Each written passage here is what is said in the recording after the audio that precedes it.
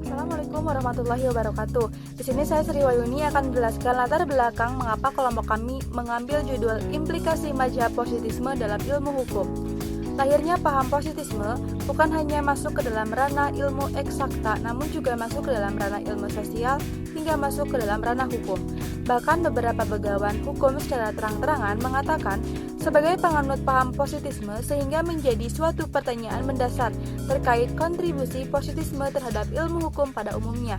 Positisme adalah suatu aliran dalam filsafat hukum yang beranggapan bahwa teori hukum itu dikonsepsikan sebagai ius yang telah mengalami positivisasi sebagai lege atau lex guna menjamin kepastian antara yang terbilang hukum atau tidak.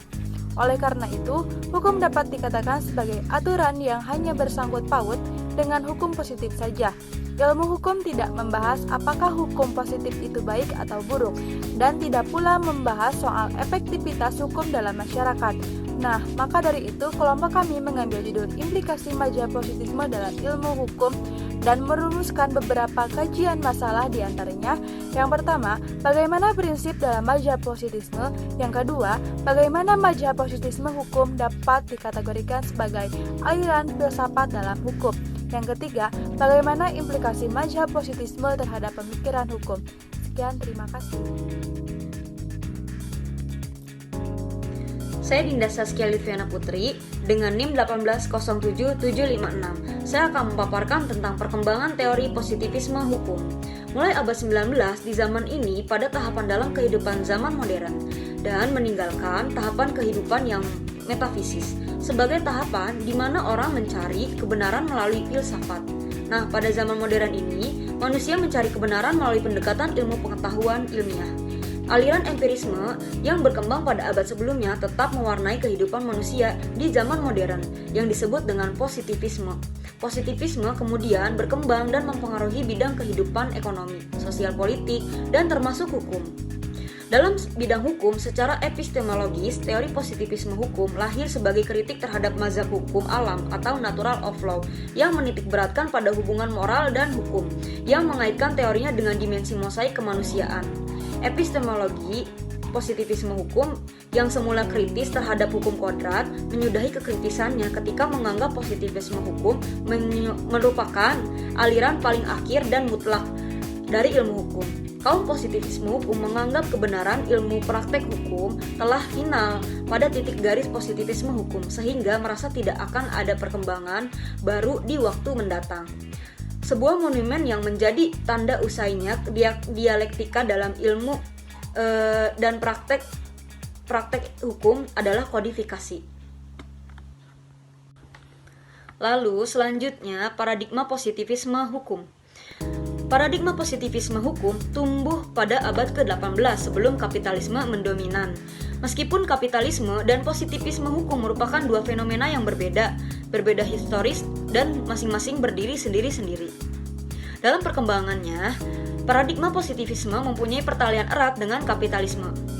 Paradigma positivisme mulai mempengaruhi hukum, memodifikasi dirinya menjadi hukum modern sejak abad ke-19. Suatu masa di mana kapitalisme mendominasi relasi mode of production dan membutuhkan suatu hukum modern yang dapat memberikan jaminan kepastian hukum bagi perkembangan, akumulasi, eksploitasi, dan ekspansi modal. Positivisme hukum dalam perkembangannya mempengaruhi negara-negara untuk menganut sistem kodifikasi yang memandang undang-undang merupakan satu-satunya sumber hukum yang pasti. Dalam sistem hukum Indonesia, hal ini ditegaskan pula dalam pasal 3 yang menyatakan bahwa hukum dan undang-undang adalah identik, yang dipentingkan adalah kepastian hukum. Terima kasih. Assalamualaikum warahmatullahi wabarakatuh. Saya Eda Destian dengan NIM 1805479 akan menjelaskan tentang dasar teori positivisme hukum menurut para ahli. Dalam teori hukum positivisme, terdapat dua teori yang sangat terkenal.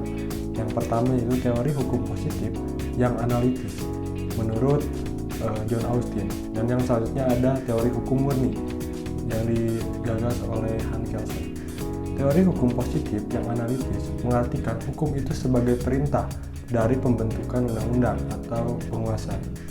yaitu suatu perintah dari mereka yang memegang kekuasaan tertinggi atau memegang kedaulatan. John Austin, seorang positivisme utama, mempertahankan bahwa satu-satunya sumber hukum adalah kekuasaan tertinggi dalam suatu negara. Austin mengartikan ilmu hukum sebagai teori hukum positif yang otonom dan dapat mencakup diri sendiri. Selanjutnya, peraturan yang diadakan untuk memberi bimbingan kepada makhluk yang berakal oleh makhluk yang berakal yang berkuasa di atasnya. Selanjutnya ada hukum sepenuhnya dipisahkan dari keadilan dan didasarkan tidak atas gagasan-gagasan tentang yang baik dan buruk, yang didasarkan atas kekuasaan yang lebih tinggi. Menurut Austin, hukum dibagi dalam yang pertama hukum yang diadakan oleh Tuhan untuk manusia, atau disebut juga hukum Tuhan. Yang selanjutnya ada undang-undang yang diadakan oleh manusia untuk manusia itu sendiri. Hukum manusia dibagi ke dalam dua bagian. Yang pertama, undang-undang yang disebut hukum yang sebenarnya atau positive law. Yang selanjutnya ada undang-undang yang disebut hukum yang tidak sebenarnya, adalah undang-undang yang tidak diadakan langsung atau tidak langsung oleh kekuasaan politik. Yang selanjutnya ada positivisme yang lain adalah teori murni hukum Kelsen. Kelsen tegas tidak menganut hukum alam waktu, mengemukakan ajas-ajas hukum umum sebagaimana tercermin dalam Grundnorm atau Ursprungsnormnya. Ada dua teori yang dikemukakan oleh Kelsen. Yang pertama, ajaran tentang hukum murni yang menyatakan bahwa hukum itu harus dibersihkan daripada anasir-anasir yang tidak yuridis seperti etis, sosiologis, politis, dan sebagainya. Yang kedua adalah tentang Stembu des Res yang mengutamakan hierarkis dari peraturan perundang-undangan. Assalamualaikum warahmatullahi wabarakatuh. Perkenalkan, nama saya Herlisa Azhari, NIM 1807779. Kali ini saya akan membahas mengenai syarat positivisme hukum. Menurut Lampoalar, hukum positif harus memenuhi 8 persyaratan moral, yaitu yang pertama harus ada aturan sebagai pedoman dalam pembuatan keputusan-keputusan. Yang kedua, aturan-aturan yang dijadikan sebagai pedoman bagi otoritas tidak boleh dirahasiakan melainkan harus diumumkan. Lalu yang ketiga, aturan harus dibuat untuk menjadi pedoman di kemudian hari. Artinya hukum tidak berlaku surut. Lalu yang keempat, hukum harus dibuat sedemikian rupa sehingga dapat dimengerti oleh rakyat. Lalu yang kelima, ada aturan tidak boleh bertentangan satu sama lain. Lalu yang keenam, ada aturan tidak boleh mensyaratkan perilaku yang di luar kemampuan pihak-pihak yang terkena. Artinya, tidak memerintahkan sesuatu yang tidak mungkin dilakukan. Lalu yang ketujuh, dalam hukum harus ada ketegasan. Hukum tidak boleh diubah sewaktu-waktu. Lalu yang kedelapan, harus ada konsistensi antara aturan-aturan sebagaimana yang diumumkan dengan pelaksanaan kenyataannya. Terima kasih. Assalamualaikum warahmatullahi wabarakatuh. Perkenalkan, nama saya Rahmadi Latifah dengan NIM 1805041. Di sini saya akan membahas mengenai prinsip mazhab positivisme. Nah, secara epistemologis, empiris, dan positivisme mendalilkan bahwa panca indera adalah satu-satunya yang membekali akal manusia dengan konsepsi-konsepsi dan gagasan-gagasan. Nah, konsep-konsep yang tidak terjangkau oleh penginderaan tidak dapat diterima. Pola pemikiran tersebut dapat dilihat ketika Aristoteles menyatakan bahwa pada waktu lahir jiwa manusia tidak memiliki apa-apa, ibarat sebuah kertas putih yang siap dilukis oleh pengalaman. Nah, hanya pengalamanlah yang dapat menentukan pemikiran seseorang dan bukan faktor-faktor internal seperti bakat, kecenderungan, ataupun kemampuan yang dibawa secara fitri. Aliran positivisme memandang bahwa pengalaman sebagai dasar bagi metode ilmiah.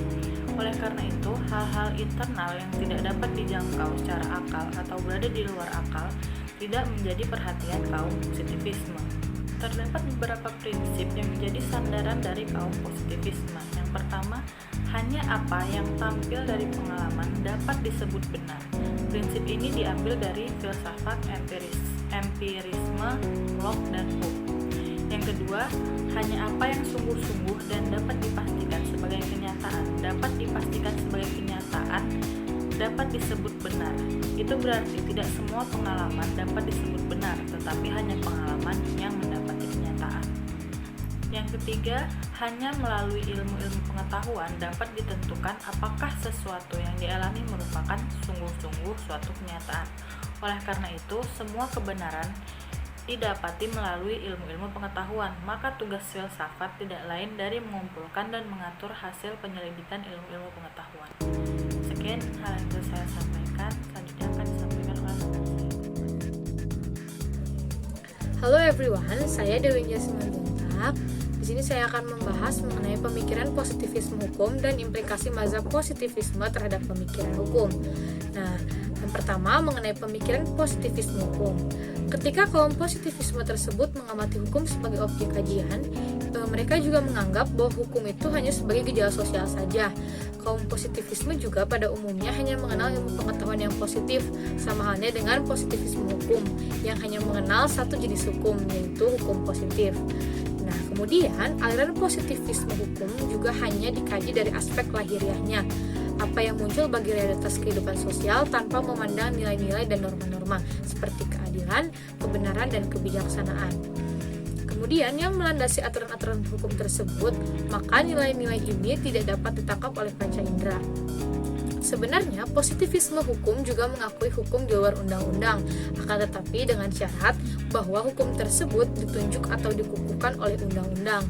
Nah, di samping itu, pada dasarnya kaum positivisme hukum yang seharusnya ada yang berisi norma-norma ideal, akan tetapi positivisme menganggap bahwa kedua hal tersebut harus dipisahkan dalam bidang yang berbeda.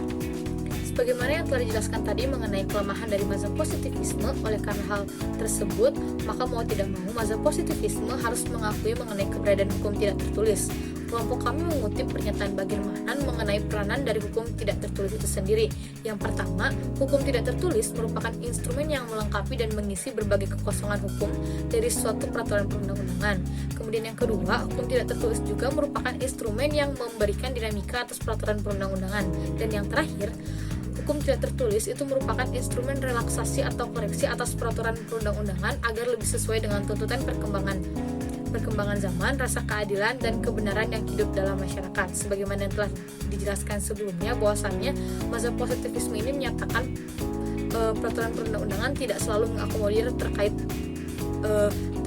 keresahan yang terjadi di masyarakat, sehingga dalam perkembangannya mazhab positivisme hukum itu mengakui terkait keberadaan dari hukum tidak tertulis itu sendiri sebagai instrumen pelengkap dari hukum tertulis atau peraturan perundang-undangan. Sekian dari saya, terima kasih. Oleh karena mengabaikan apa yang terdapat di balik hukum itu sendiri, yakni berupa nilai-nilai kebenaran, kesejahteraan maupun keadilan yang seharusnya ada dalam hukum, maka aliran positivisme itu hanya berpegang pada prinsip-prinsip sebagai berikut. Yang pertama, bahwa hukum adalah perintah-perintah dari manusia. Kemudian yang kedua adalah tidak perlu ada hubungan antara hukum dengan moral, antara hukum yang ada atau dasein dengan hukum yang seharusnya atau dasolen. Kemudian yang ketiga, mengenai analisis terhadap konsep-konsep hukum yang layak dilanjutkan dan harus dibedakan dari penelitian-penelitian historis mengenai sebab-sebab atau asal-usul dari undang-undang, serta berlainan pula dari suatu penilaian kritis. Yang keempat adalah keputusan-keputusan atau hukum itu sendiri yang dapat dideduksikan secara logis dari peraturan-peraturan yang sudah ada terlebih dahulu tanpa perlu menunjukkan kepada tujuan-tujuan sosial, kebiasaan, dan moralitas. Kemudian yang kelima itu mengenai penghukuman atau judgment. Secara moral tidak dapat ditegakkan dan dipertahankan oleh penalaran rasional, pembuktian, atau pengujian. Nah, selanjutnya mengenai implikasi mazhab positivisme terhadap pemikiran hukum. Selaras dengan yang telah dijelaskan sebelumnya, secara sederhana positivisme hukum juga menganut dua prinsip dasar. Yang pertama, hanya undang-undang yang disebut sebagai hukum. Nah, di luar undang-undang, mazhab positivisme tidak mengakui adanya hukum. Kedua, negara atau otoritas merupakan satu-satunya sumber hukum. Nah, implikasi dari dua prinsip ini adalah bahwa setiap undang-undang yang telah diterapkan oleh otoritas yang sah harus dianggap sebagai hukum yang harus dipatuhi, apapun isi dari hukum tersebut. Konsekuensi logisnya adalah hukum akan menjadi alat legitimasi dari pemegang kekuasaan dan dalam menjalankan dan mempertahankan kekuasaannya. Kemudian, hal tersebut juga berdampak bahwa dalam kehidupan kenegaraan, khususnya negara yang menganut paham negara kesejahteraan atau welfare state, yaitu penguasa diberikan kewenangan untuk mencampuri kehidupan warga negara dengan menciptakan berbagai instrumen yuridis, sehingga lahir berbagai aturan hukum yang dijadikan dasar bagi negara atau pemerintah untuk bertindak tanpa peduli apakah hukum yang dilahirkan itu adil atau tidak adil. Atau kadang mazhab positivisme juga menganggap bahwa hal ini menindas rakyat atau tidak. Selanjutnya, kita dapat simpulkan oleh karenanya positivisme hukum hanya memiliki satu kelebihan dengan banyak kelemahan. Kelebihannya adalah adanya jaminan kepastian hukum dan masyarakat dengan mudah mengetahui apa yang boleh dan apa yang tidak boleh dilakukan. Kemudian juga negara atau pemerintah akan bertindak dengan tegas sesuai dengan apa yang telah ditetapkan dalam undang-undang, sehingga tugas hakim itu relatif lebih mudah karena tidak perlu mempertimbangkan nilai-nilai keadilan dan kebenaran, tetapi hanya sekedar menerapkan ketentuan undang-undang terhadap kasus konkret saja. Sehingga kelemahannya adalah yang pertama, hukum sering dijadikan alat bagi penguasa untuk mempertegas dan melenggangkan kekuasaannya. Karena itu tidak jarang terjadi hukum yang semestinya menjamin perlindungan bagi masyarakat namun malah menindas rakyat. Yang kedua adalah undang-undang bersifat kaku terhadap perkembangan zaman. Seperti diketahui bahwa perkembangan masyarakat itu berjalan cukup cepat dan kadang-kadang tidak dapat diduga perkembangannya. Oleh karena itu, undang-undang sering tidak mampu mengikuti perkembangan yang pesat tersebut. Oleh karenanya, hingga saat ini kita mengenal revisi peraturan perundang-undangan, salah satunya adalah disebabkan oleh perkembangan itu sendiri. Kemudian yang ketiga, undang-undang sebagai hukum tertulis tidak mampu mengakomodasi semua persoalan kemasyarakatan, karena mustahil rasanya bagi mazhab positivisme bahwa undang-undang itu mencantumkan semua persoalan politik, budaya, ekonomi, sosial, dan lainnya. Atau dengan kata lain, suatu peraturan perundang-undangan pasti saja selalu memiliki kekurangan yang berkaitan dengan hal yang tidak diatur dalam kehidupan bermasyarakat, sosial ataupun budaya, atau dalam berbagai aspek kehidupan. Berdasarkan materi yang telah dijelaskan oleh teman-teman saya, maka dapat disimpulkan bahwa positivisme yang lahir di bawah naungan empirisme merupakan salah satu aliran filsafat yang menjadikan panca indera sebagai sarana utama dalam metode pencapaian pengetahuan. Filsafat positivisme ini dalam bidang hukum melahirkan aliran filsafat positivisme hukum, yang kemudian mengambil bentuk dalam wujud analytical legal positivisme, analytical jurisprudence, pragmatis positivisme, dan Kelsen pure theory of law. Positivisme hukum memisahkan secara tegas hukum yang ada dan hukum yang seharusnya ada, memisahkan hukum dari unsur-unsur non-hukum, dan mengedepankan hukum tertulis atau undang-undang sebagai perintah dari otoritas yang sah. Alasannya, positivisme hukum ini memisahkan secara tegas dari aspek non-hukum, maka telah kehilangan hakikatnya, yaitu nilai-nilai moralitas, keadilan, dan kebenaran. Oleh karena itu, positivisme dan legalisme tidak dapat dipertahankan lagi dalam pergaulan hidup manusia.